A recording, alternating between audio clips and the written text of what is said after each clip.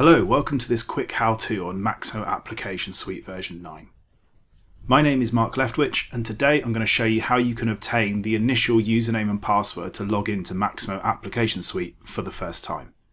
The first step you need to take is to log into the graphical interface for your OCP cluster. Once that has loaded, on the left-hand side menu you want to go down to Pipelines. Expand that resource item, and again click Pipelines. Next you want to select the namespace that you installed MAS into. In the search box at the top, type MAS for MAS. You will see a pipeline resource item called MAS-install under the namespace you selected. In my case, my namespace is MAS, mark MAS inst1 pipelines, and the pipeline resource is MAS install. I'm going to select that. During the installation, you may have used this screen previously. If you zoom out a little bit, you can see all the steps that the install would have taken to complete. For the purpose of this task of finding the username and password, we need to go to the top and click Pipeline Runs.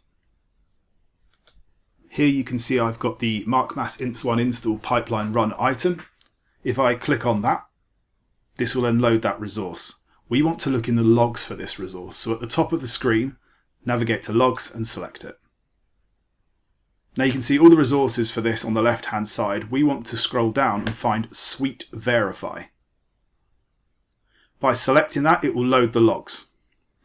What you want to do is go to the bottom and work up, and you will see on the screen there we have a selection which I'm highlighting called Maximo Application Suite Authentication Summary. Here you have the admin dashboard URL, the username string you need to use, and the password string that you need to use to log in for the first time. Again, I would treat this like a root user, so save these details somewhere safe. That is the end of the quick tutorial on how to find the username and password for the first time login on Maximo Application Suite.